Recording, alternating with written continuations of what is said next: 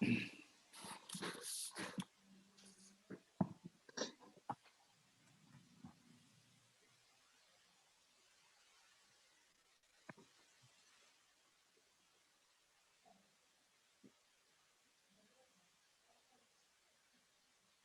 many people sitting on the beach.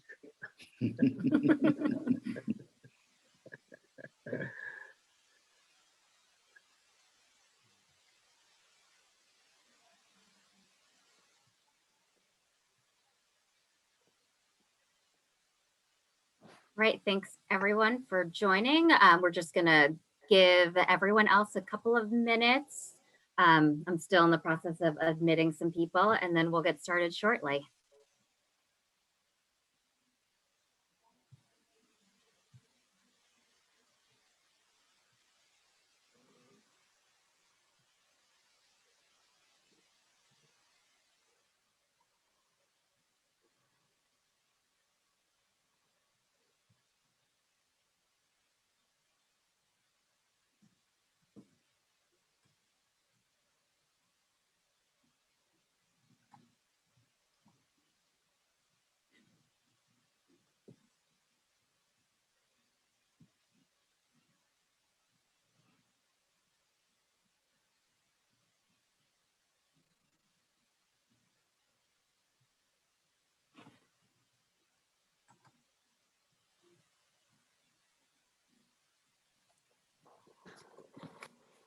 Okay, so we'll just wait until 10:03.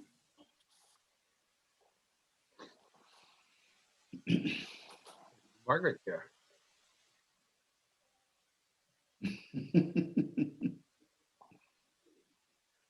Were you hiding her out? The other end of the house, Peter? I'm upstairs. Hi, Okay. Margaret. Oh. So it is Thank 10:03. you. We're going to go ahead and get started. So thank you to everyone for joining us this morning for Scam Alert 2021 with Chris Gallo. I'm Joanne Wong, Director of Corporate Services at the Greater New England Minority Supplier Development Council. And just a few quick housekeeping items. So we are recording the session and it should be up on our YouTube page hopefully by the end of the week. Everyone will be muted during the presentation, and then there will be a live Q&A at the end, so you can unmute yourself and ask questions directly. So I'm just going to turn it over right now to Peter Hurst, President and CEO of the Greater New England Minority Supplier Development Council. Thank you, Joanne. Good morning, all. As Joanne indicated, I'm Peter Hurst, the President of the Greater New England Minority Supplier Development Council, and I want to welcome you this morning to this presentation on internet scams. Very timely, because a lot has changed. 20 years ago, the only online scam anyone ever talked about is what's known as the Nigerian bank scam. And now that seems so archaic compared to what pranksters and fraudsters are doing today. So we have Chris Gallo, a long-term friend and colleague of mine, who's going to present this morning. And let me just quickly introduce Chris, because he has a great background that can be useful not only for this conversation, but a lot of other things that have to do with managing small businesses. Chris is a certified public accountant. He's been so for 45 years. He has his own forensic accounting consulting firm, Christopher Gallo, CPA, LLC. He had a 13-year career with Ernst & Young, and he was also a partner at Nishbal, Karp, Niedermeyer, Kauter and Company in Shelton, Connecticut, and was also a partner in Bloom Shapiro. He was on my board when I ran the Communities Bank in Connecticut. And as many of you know, the Communities Bank was the only minority-owned bank in Connecticut, and Chris was an incredible board member, chaired several of our committees. He's a member of the American Institute of Certified Public Accountants and the Connecticut Society of Certified Public Accountants. He's also very involved in public service. He's been a member of the Rotary Club of Bridgeport since 1986. He's been with the Central Coast YMCA since 1989. He's the past chair and he's the current treasurer. He's incredibly devoted to the YMCA. And he's been involved since 2009 as a board member with the School for Ethical Education, which is an incredible program that teaches young people in Connecticut the importance of living an ethical life. Chris graduated from Brown University with a bachelor's in applied math, and he graduated from Northeastern University with a master's in accounting. He's also an author in two very distinct fields. In 2014, he wrote Unlikely Champions, A Miracle in Williamsport, which focuses on the 1989 Trumbull National Little League team that pulled off one of the biggest upsets in Little League World Series history. And in 2019, he wrote another book, which is a 100-year history of the Rotary Club of Bridgeport, entitled The Bridgeport Rotary, a century of service to Bridgeport and the world. Chris and his wife, Debbie, have 3 adult children, Jennifer, Chris, and Jessica, and a grandson, George. And I can tell you, for Chris, family and service are 2 essential hallmarks of his life. And we're very fortunate today to have Chris Gallo share with us some insights about today's version of all of the plethora of online scams. So Chris, welcome. Thank you, Peter. Thank you, Joanne, and appreciate everybody being here. I'm going to try to share my screen, my presentation, see how it all goes here. Well, I'm going to have to sit back and look at my other screen. But anyway, give you a little background. I have enough of material we could spend a good hour and a half talking about, but I'm going to really move through the presentation quite quickly. You'll be able to get a copy of the slides that I've sent to Peter and Joanne. So you'll have all the material, so you don't have to worry about taking notes. I'm going to skip through some stuff. But I just want to let you know that this material gets updated every day. It's just incredible, the stuff happening in the world with scams today. I don't purport to be an expert, but I was a victim, and so I understand how it works. And if I can help you, any of you, with an issue that you might be having, then I'm happy to do so. I'll leave my phone number later on, and figure out a way to get you my email too. But I just want to point out that the best thing to do is, if you think you've been a victim of fraud, is to report it. The sooner the better, because it's better. You have a better chance of catching the perpetrators and recovering any money you might have lost.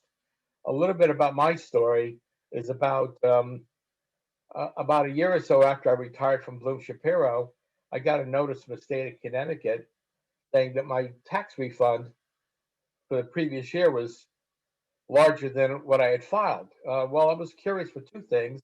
I hadn't filed my return yet, so I knew there was a problem, and I immediately identified the fact that this extra amount of my refund were some estimated tax payments I made during the year that the scammers couldn't have figured out. The state of Connecticut did issue a refund to the fraudsters, so they lost a bunch of money.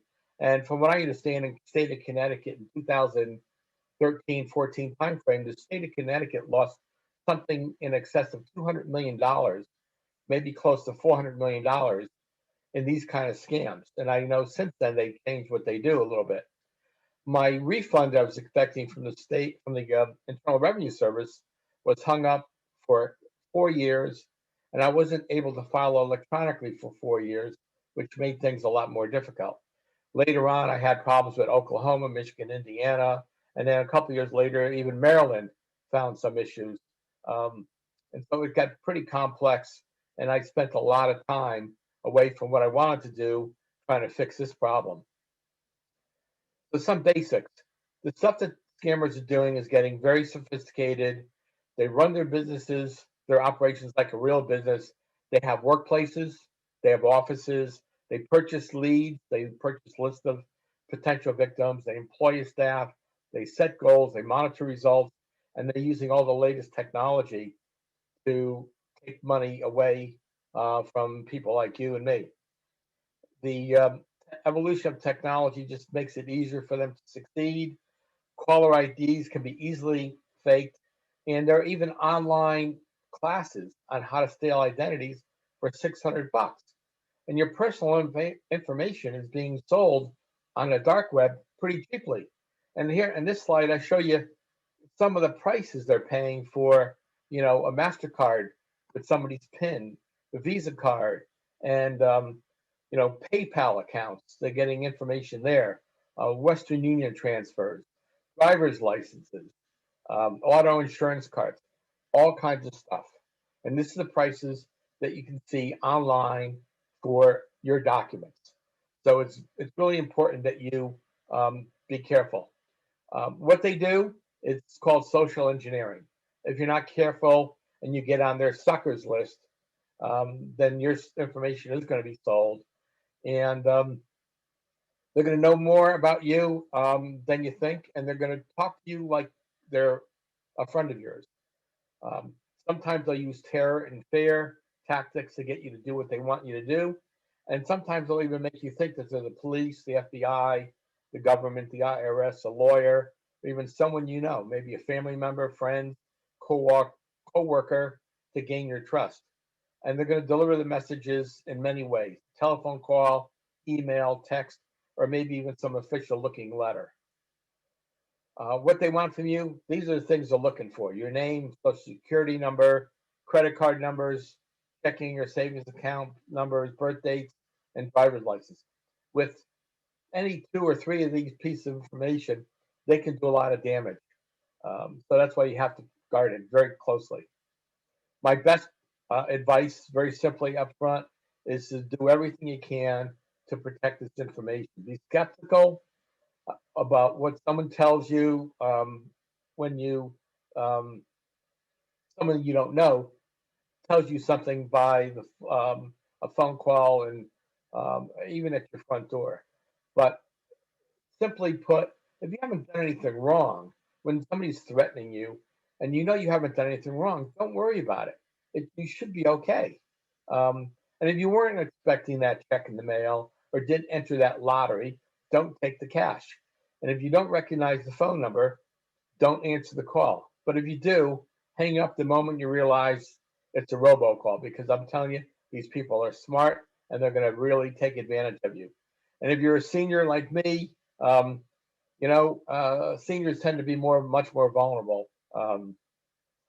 While millennials get hacked more often than seniors, seniors lose twice as much as millennials, and that's a fact.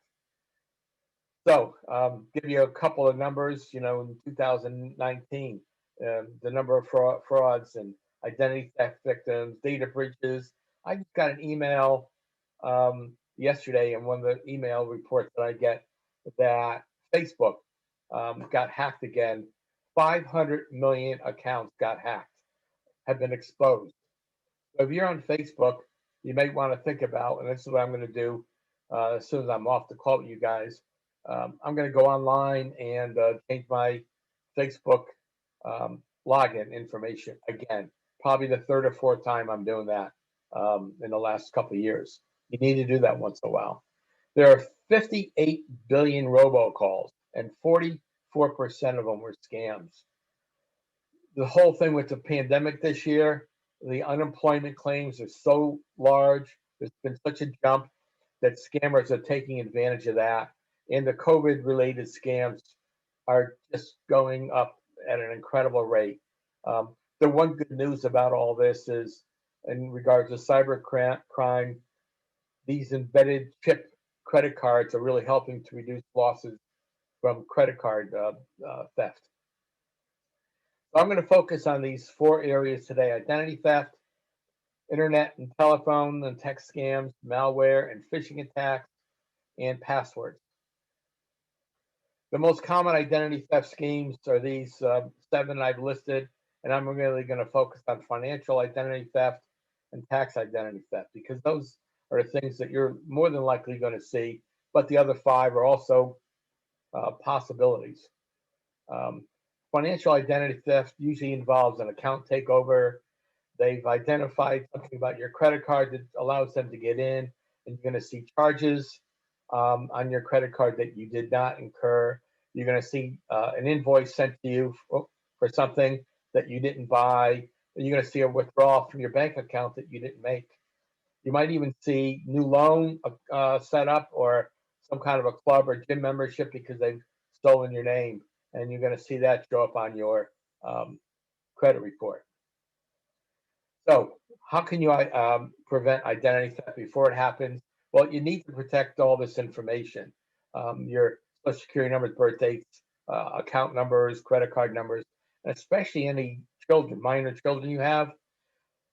They can figure that out. They know. They're looking on the social media to see what's going on, and they're going to do searches to try to figure this stuff out. But you have to be very, very careful of any minor children or grandchildren and their information, like any bank account numbers, social security numbers, and birth dates.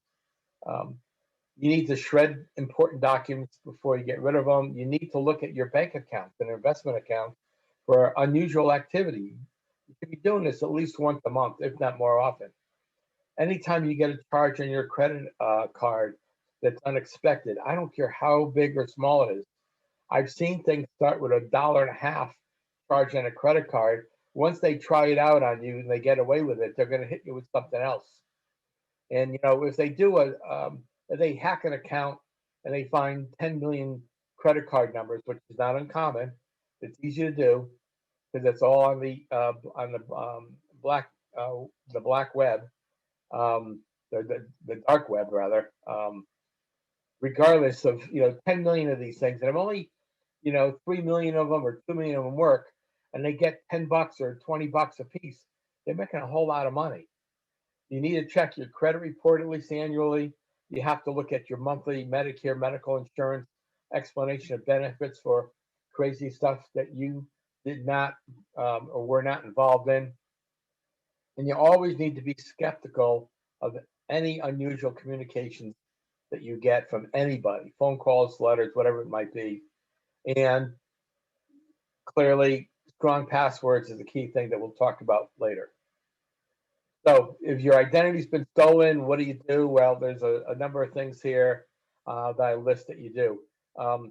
This item here, this filing form 14039, is kind of important because that needs to be then sent to, needs to be sent to people that you may be doing business with to let them know. And the police are going to want to see this, and your CPA can help you figure out what else to do next.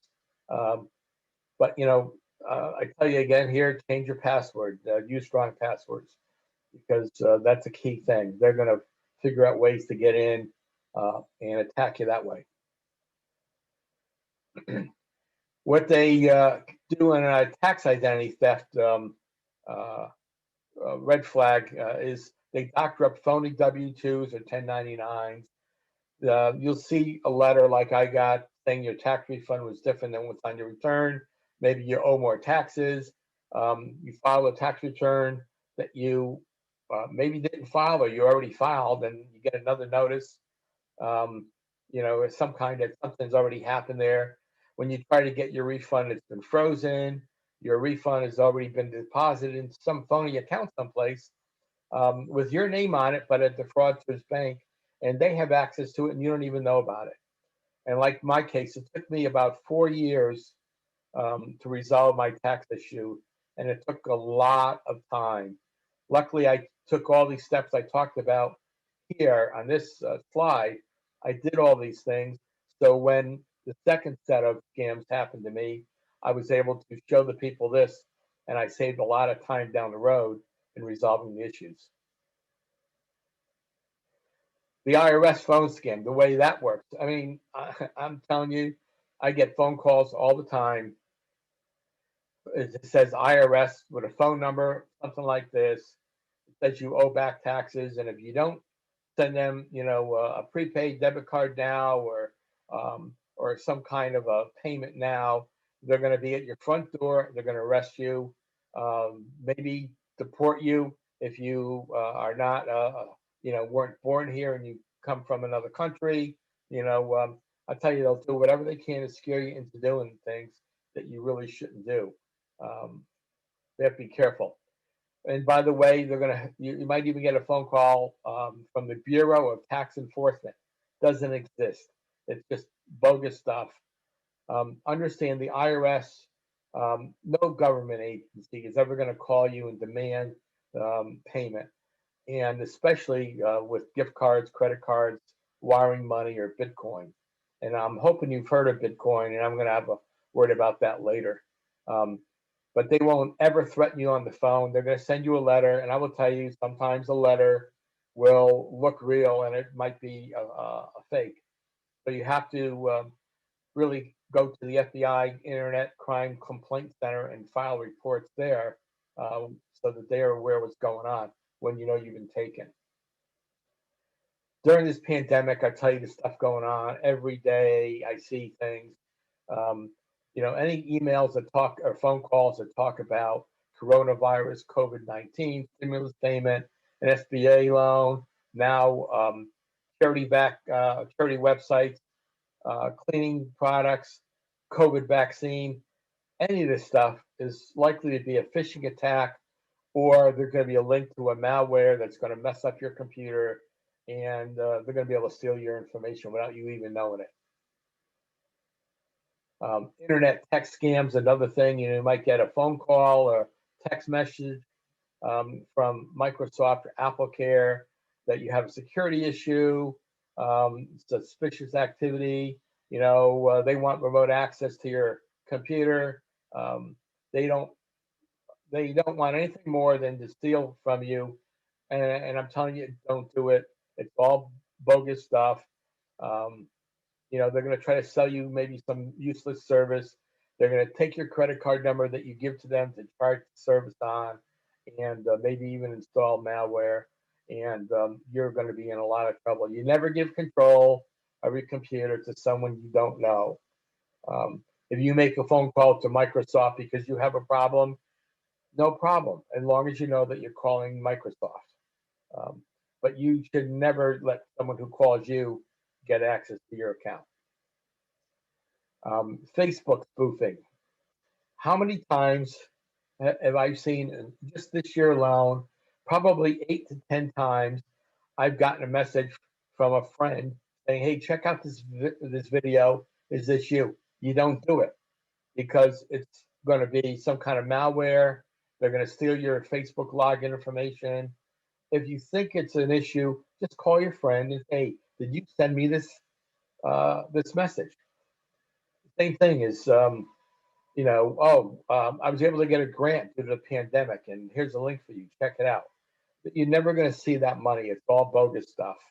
Um, and I was telling Joanne yesterday that I've been putting this presentation together for over the last year, and I wanted to share what I've seen. And then when Joanne and Peter and I spoke a couple of weeks ago, since then I probably added another 15 new scams and things to my presentation, because the stuff is changing every single day. There's more things going on. When it comes to Facebook, and I know so many people are on Facebook, you need to look at your privacy settings on how you share information you post on um, Facebook. I never enable anybody to see anything I do except for friends. That's the only way I do it. And here's an easy 4 steps to go through to change your privacy settings on Facebook, so that you're not just sending it out to everybody in the world. There's a lot of scams. I'm just going to go through these really quickly. Zoom, people saying you get an email from what looks like it's from Zoom that you missed an important meeting, and boom, you click on it and you get some malicious software on your computer. Social Security, your benefits are in danger of ending. We want to confirm your Social Security number. Don't do it. They're going to steal it, and you're going to not be happy with the results. Oh, maybe they've suspended your Social Security payments because there's a problem. You know, they, they'll never, you should never have them change how your Social Security check is deposited. Just don't do it. You deal directly with Social Security if you think there's a problem. You can call them up and talk to them that way, or you go to the office and face to face with them. But don't do it because you got some kind of an email um, or text message from somebody. Cryptocurrencies. I'm telling you what, this is Bitcoin and there's some other things out there. Um, Unless you're really savvy, I would just stay away from these cryptocurrencies and Bitcoin. I know people are making a lot of money, but when something goes into Bitcoin, um, it just kind of disappears. If you're making a payment, you have no proof that you're making these payments. I just think it's subjects people to a lot of potential losses. These you've won the lottery scams. I'm I get 2 or 3 of these a week. Um, these emails. I thought it all started about 25, 30 years ago when I would get a letter in the mail or just an email when emails are just starting. But the stuff is happening now more and more. They're getting more sophisticated. Oh yeah, they want you to send them a fee for handling it, maybe a shipping fee, a handling fee, or maybe there's an inheritance that some long lost friend of yours who's from some foreign country, someplace that you never even heard of, maybe, and you're like, well, there's no way I have a relative there. You have to be very skeptical about this stuff. You might get notice that you made an overpayment, maybe something you sold on Craigslist. So you bought something for let's say, oh, you bought something for $1,000, you gave us $1,200, send us the $200 overpayment and we'll call it even. Well, that $1,200 check that they supposedly sent you is, when you find out and you try to deposit it, it's no good. It's going to bounce in a couple of weeks, but you sent them $200, you're out your $200 and you didn't get your $1,200. So there's things like that. So I suggest that you use a credit card for online purchases. Don't open emails from an unknown sender. Never click on unknown links. Don't click on links in social media to purchase anything. I did that about 2 years ago. It wasn't a big deal, but I lost, $14 on something I was buying. It was a tough way to learn a lesson, and I couldn't get my money back. Be careful about signing into a website with Facebook, Twitter, and LinkedIn accounts. And never buy a gift card for anyone you don't know. You don't do that stuff. And never send, any kind of nude photos and stuff like that. I'm telling you, it's mostly a young kids thing. But you're going to open up yourself to an extortion scheme. And anytime you're connected to any website that's had a data breach, you need to immediately change your password. That's the best thing to do as soon as you can. Some of the ways to vet unfamiliar e-retailers is, before you purchase anything, do a web search um, for the company name followed by these names to see if there's anything going on. Look at user reviews, look at the company's website, the about page, and you can usually tell whether it's a bogus site or not. So you have to be careful. You need to do your due diligence, as always, on dealing with somebody new. The package delivery scam going on now with the holidays. This was enormous. I don't know how many of these I got. A text message that some package something I ordered. There's a problem with the delivery, and we need you to talk to us. Um, and when you get on the phone, they're going to want a credit card number because there's a problem, or they want you to click on a link in the text message, and you're going to find that you're going to be part of a phishing scheme. It's unlikely that, unless you sign up for text notification, that you're going to be contacted by these companies. You need to initiate the call, not them.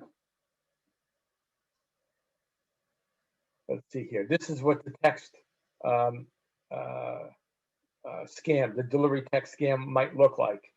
Okay. And then smishing. Okay, what's smishing? You get a text from PayPal that we're permanently limiting your account. Please click the link below to verify. Um, this is just, it's a text message that's really a scam. And you might have heard that word smishing. Um, you got to look at this stuff again. They're going to try to nail you. Here's what some of these things will look like on PayPal. This is all fake. It looks like it's real. And when you click on the link, this is what happens. So you have to be very careful about these things. It's not likely that you're doing anything wrong. When you see these, account names here that are not PayPal, okay, then you know that there's a problem. When you look at here on your text message, that you got this crazy website, that's usually a scam. That's what that is. Um, I don't like to use PayPal or Venmo for any business transactions, and I don't use PayPal or Venmo with anybody that I don't know. That's what I'll tell you. I know a lot of people use these things, but it's almost impossible to track what's going on there. Once it goes out, it may be gone forever. The Netflix is the newest scam I've heard about. I heard they just raised their prices, and so people are already taking advantage of this by trying to get people to save money. They want you to, verify your billing account, or we'll give you free year service um, to help you stay at home. Just change your Netflix password and don't interact with this scammer. This grandkids telephone scam. I mean, um, first time I was exposed to this was probably 10, 12 years ago when my mom was still living. I was there one day visiting with her when she got a phone call, and somebody on the phone said, "Grandma, I'm in trouble. I need money. I'm in jail. Can you send me some money? Don't tell anybody. I need you to go get card, a debit card, and you'll help me out." Well, call the children, um, your grandchild's, parents, your child, and find out what's really going on. Tell the caller that you need to check this out. How can I get back in touch with you? And my guess is they're going to go away. And then one of the tips I have is set up a family code word for grandchildren to use if they really are in distress. But no, you should never send any money to these people because it's going to be gone. Robocalls. You probably get lots of these things every day um, at home and even at work. And the way they operate is just like a business. They buy these lists of phone numbers, they train the people on how to talk, and they get you to respond to a call. And all they need is a small percentage of the targets to respond, and then they got you. Um, and then a lot of times you'll get these other phone calls where they ring once and then hang up. They're just egging you on to call them back. And if you call them back, you're gonna get charged a fee for the callback because they're using numbers that's what they've set up. And I'm going to show you what some of these area codes look like in a moment. So the way you beat a robocall scam is just don't answer the call. If the message is important enough, if the phone call is important enough, the people will leave a message for you. That's the important thing to know. Um, just hang up. Don't engage with the caller. Don't follow instructions. Speak with a live operator. Push this button. Never press 1 to remove yourself from the call list because that's going to get you tied into something and might get you a charge on your phone bill. Don't ever answer a question and don't say yes because if they're recording your phone call, your voice, they can plug that in and say, "See, here's proof that he said yes to buy this service." And then what you should be doing is registering on the new do not call registry. And I understand the state of Connecticut is one of the top 4 or 5 states in the country. Something like 80 or 90% of people in Connecticut are already registered on the Do Not Call registry, and you should be doing that yourself. Some of the other scams, oh, you need a new Medicare card. No, you don't. They just, want your money. When you have winter storms or hurricanes, tornadoes during the summer, and there's damage going to get called from scammers, go get those references. Charity frauds, they're just happening all over the place, especially with the pandemic. Are you qualified for a loan already? Don't do it. That fee you're paying to get the card, it's just not going to happen. This is one of the most dangerous ones right here, this last one, spoofed email. Somebody in the company gets an email that purports to be from the boss to do such and such, maybe send some money. And I've heard of a number of friends of mine who've gotten nailed on this. Their companies, they responded, and all kinds of data got sent in response to what looked like it was an email from the boss that sent me all this information on employees with social security numbers, birthdays, and it was all a scam. And thousands of people had their data compromised. Some of the other things, phony credit card charges, you need to look at that. Money mule schemes, I'm telling you, don't ever do this because you're participating in a crime, and this one can get you in a lot of trouble. Fake gift card offers from Amazon, that's, or fill out this questionnaire, boom, boom, boom, forget it, don't do it. Jury duty scams, don't believe them about anything that you didn't show up for jury duty. If you didn't get a notice, then you don't have to worry about jury duty, okay? And if you're concerned, you call the courthouse and check out what's really going on. Then there's all these other scams about bank deposits in Africa, inheritance scam, romance scams, unemployment scams, et cetera, et cetera. Now, malware and phishing attacks. You can have malware on your computer and not even know it.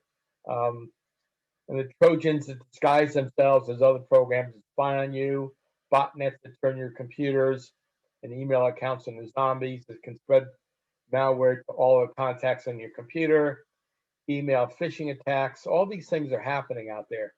You have to be really careful when you're buying games and puzzle apps online. They better be coming from reputable online stores like the Apple Store and maybe the Google Store. But you have to be careful with the Google Store. So what do you do here? You need to look to see if you think you've been a victim. You need to look on this website, www.haveibeenemoted.com. That will tell you if you've been hooked on this emote botnet. Look at websites. Only deal with them if they have this extension, the S and the HTTP. That means that they've been encrypted. I don't deal with websites that don't have that. Only visit websites that you trust. Use strong internet security software. I mean, there's a lot of them out there. Make sure they have a firewall. Scan your computers periodically, every couple of weeks. Make sure your firewall is always on. Don't click on these links. This is a great website. Kim Commando is a lady that does a daily podcast on all kinds of computer things. And I've signed up on her website for different newsletters that give me highlights. And I'll tell you what, probably 75% of the material in here came from her website because the stuff is just really, really great. You'll learn about all this malware, Trojans, phishing, ransomware, everything, and how to watch what's going on so that you don't get taken. Some other phishing attack red flags. The messages are going to have, crazy language, typos, bad grammar.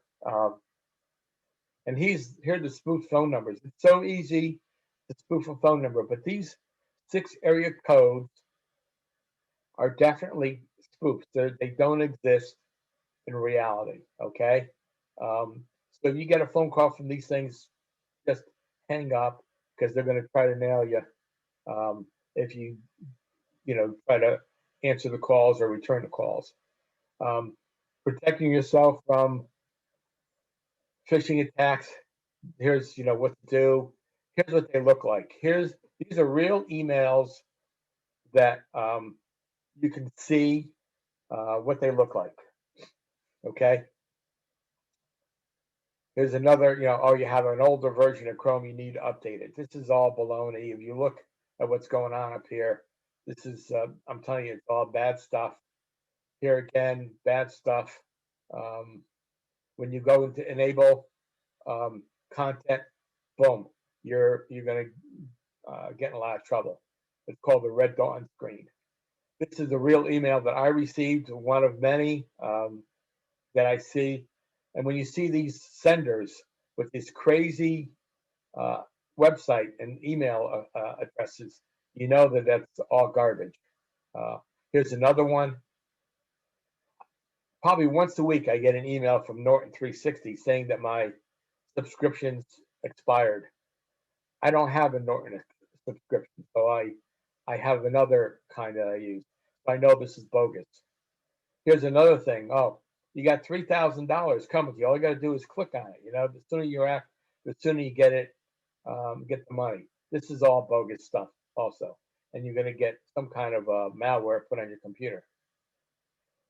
Here's Amazon. Update your payment information. This is bogus, okay? Trust me. This is bogus stuff.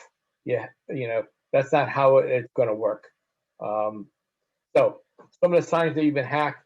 If things really slow down on your computer, using more data than usual, these crazy pop-up ads, online activity is crazy, you've probably been hacked. You need to have your computer scanned. Maybe you need to go to someplace and have them clean out your computer and clean out the stuff that's there, because you're not going to really see it. Understand this. What have we seen in the last few weeks? That the U.S. government was hacked. Millions of people working for the government, all these accounts were hacked. If the government can get hacked, what chance do we stand to be protected? Because we're not experts. The government has all these experts looking at this stuff, and they're getting hacked. So it's kind of crazy. If you fall for a scam, here's the things to do. Just don't panic. That's what they want. They want you to feel a lot of pressure. Just take a deep breath. Ask yourself, is this real? What's going on here? And I like this two-factor authentication for passwords on important websites that have anything to do with money. If you just have a website that you go to where you get information, I wouldn't worry about two-factor authentication too much. But you need to maybe even put fraud alerts on your cards. So passwords. Let's talk about passwords. The good thing is it's easy to set up passwords. The problem is too many people use easy passwords to make it easy. When I say easy, make it easy for scammers to nail you. So, what do you do? Well, can you write it down? Yeah, I have no problem writing it down. I write things down, but I keep that information in a secure place. So it depends on where you write it down. Here's some tips. I'm going to show you something shortly on how to do passwords and how to verify whether you have a good password. But you do a password like this at the bottom of the screen that shows a random stream of characters. You'll never remember any of that. So I have some tips on using phrases, song lyrics, lines of a poem, quotes, and those are things that work pretty well. And they're probably okay to use. But I will tell you that I like this one the best. Take the line of a song that you like and convert it into letters and symbols. And I want to see, I don't know how I can do this. Bear with me a moment. I want to show you. I plugged in this password into this. Can you see that now? I'm hoping you can see this screen. It's a website that I use, and it says it's going to take at 1 billion cycles a second, which is supercomputers. It's going to take someone centuries to figure this out. So it's it's not easy for somebody to figure it out when you do a good job of your passwords. And that password checker, I call it, the test of your passwords. This is a website. Two-factor authentication is very secure. They will send you a text or an email with a code, and then you enter it on a website. I would suggest you use that for anything that involves any kind of money. Password managers are also great.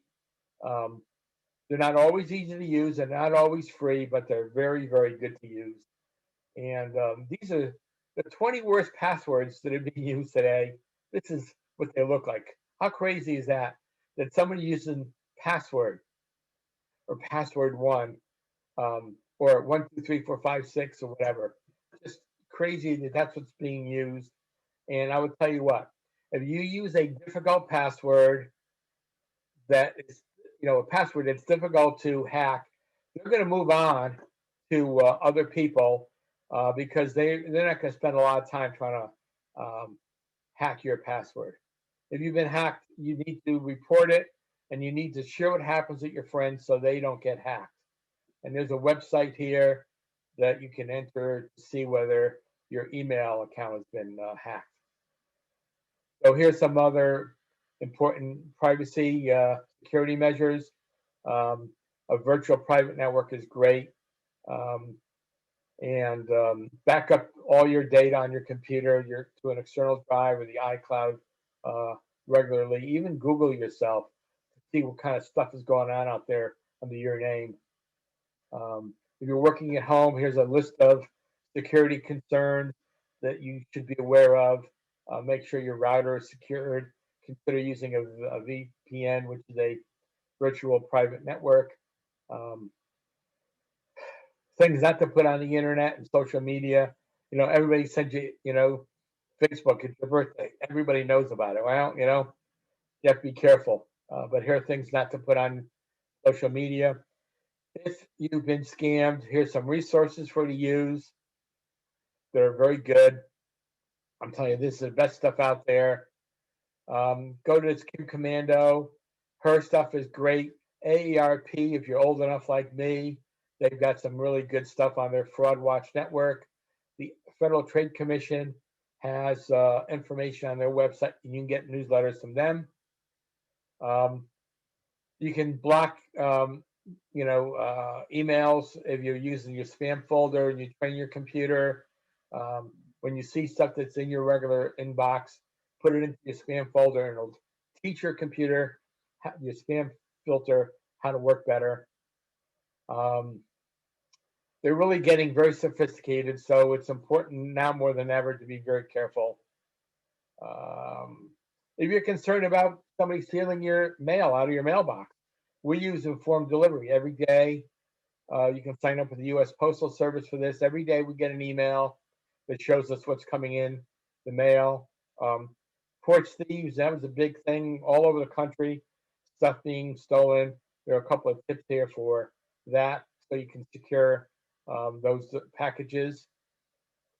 If you're using Windows 7 on your computer, please get rid of it and upgrade to Windows 10 now. Windows 7 is no longer being updated, so it's highly susceptible and vulnerable to security breaches. I've gone through a lot of material. Hopefully, you're going to pick up a few tips along the way, but I'm happy to answer any questions you may have at this point.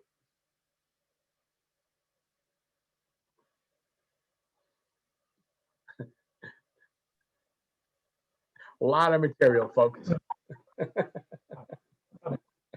couple of the phone numbers you posted as bogus, I recognize as cell phone numbers in New York City, 917 and 646. Yeah, I've gotten a number of spam calls out of that one. Like I said, just don't answer the call. If it's important, they will leave a message. Yeah, the 917 looks a little bit suspicious to me too, because it looks like New York. But there's a lot of stuff that looks like New York. It's probably coming from somewhere overseas. So, Chris, it's Margaret. Yes. If you have McAfee or Norton and you have a firewall, how much do you need to be concerned about doing things over and above that? Well, I think that that's good as long as you update it and you do your scans occasionally. But that doesn't mean you should be less vigilant in any way, shape, or form. You need to be looking at all that stuff. Make sure that somebody's not going to take advantage of you. And by the way, I do see there are some questions here in the chat room. I will go through those momentarily. But yeah, Margaret, you have to be aware of this. It's just, I consider myself to be pretty savvy. And like I said, I got nailed on this stuff a few years ago. And then when I got nailed the second time, I got into it. I've become kind of, it's almost an obsession with me to watch what's going on and to see the things that people are doing out there. I got it. Thank you so much. You're welcome. So that's your question. Oh yeah, slide presentation. I've sent everything to Joanne and Peter in a PDF. So you should have access to that. And there may be a typo on the cover page. I think I might have put the initials of GNEMSDC around a little bit. That's just me doing something too quickly. So it's Margaret again. I got one last question. At the beginning, you talked about the need to shred documents. Well, a lot of documents today don't fill in your full credit card number. They don't fill in your full social security. And a lot of us also are responsible for getting rid of things for our parents. Yeah. A lot of times I think, well, they could find this stuff out online anyhow. What do you really need to shred versus what you don't? Well, you don't want to enable them in any way. So, they're going to buy this stuff online. I showed you how much they'll pay for it. So yeah, you're right, it's there, but don't make it any easier for them to be a dumpster diver. I'm not overly worried where I live because we're in a single house, on a suburban street. And am I worried about somebody going through my garbage? I'll tell you what, I was out there one night and I saw a guy diving through our garbage. As crazy as that sounded.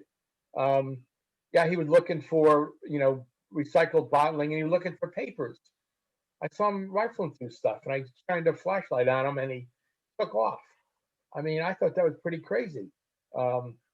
If you live in an urban setting where you're putting your garbage into a big community dumpster or something, you've got to be even more concerned about those kind of things. So shredding, I think, is a real simple thing to do.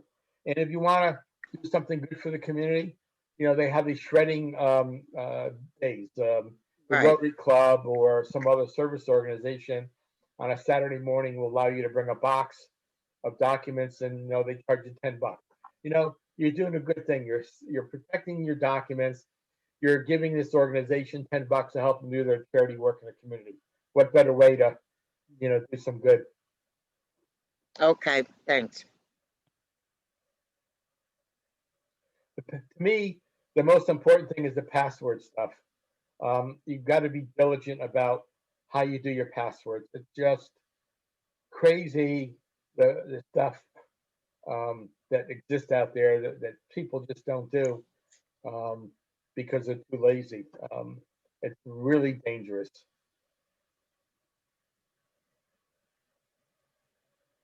Anything else? I'll turn things back over to Peter, Joanne, whoever. Wait a minute, Chris, quick question for you, actually. Yeah, I was trying to talk, but I guess I was on mute. So I've tried to use, okay, in the past I've used Norton Utilities, but Norton feels to me like it's almost spam. It's like bundled with a lot of stuff. So I went to Bitdefender. Have you heard of Bitdefender? I have not used one. The one I use is AVG.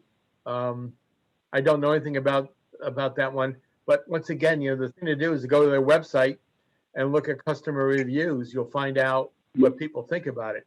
AVG, I think, is very robust. Yeah, well, the reason I went to that is because it doesn't like come bundled with a lot of the other stuff that, McAfee and these things try to sell you, Yeah. which in itself becomes spam. Yeah. And as far as my cell phones are concerned, I've used, I don't know if you know about this, but I've used ad blocker, for instance, Nice. to prevent, sites from downloading stuff to my phone if, when I visit. So Yeah. just thought I'd share that with you. Good. Thank you. Yeah, they're getting, I tell you, these, when I read some of the stories and I've seen some videos on how they run these operations, it's, you all might be jealous about how they do things. It's so well orchestrated. And if you don't perform, they get rid of you. They don't care. That's true. But thank you. Oh, credit, yeah. Play with the credit bureau information. Okay, I got to share the screen again here. Let's see here. Credit. This one here. Can you all see that?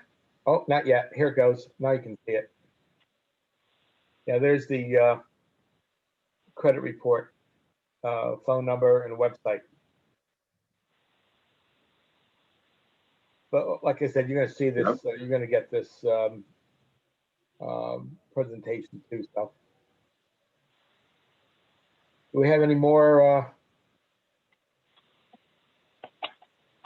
There's a question in the chat about, was it AVD virus software?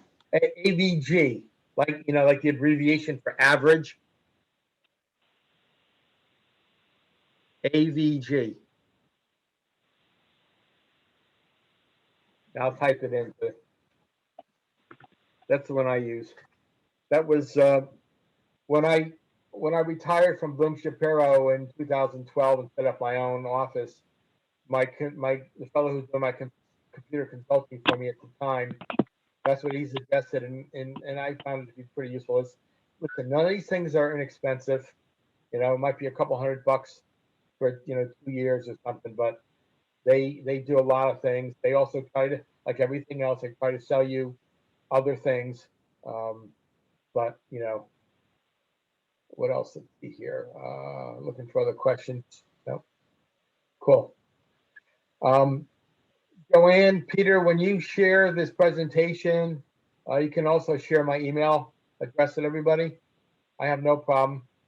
And listen, if you call me, I'm probably not going to answer the phone because I'm not going to know your number. So leave a message and I'll get back to you. I'm pretty good about following my own rules of engagement. And I wish you all the best of luck on all this. It's terribly disconcerting when you've been taken. I think, Peter, you're muted still.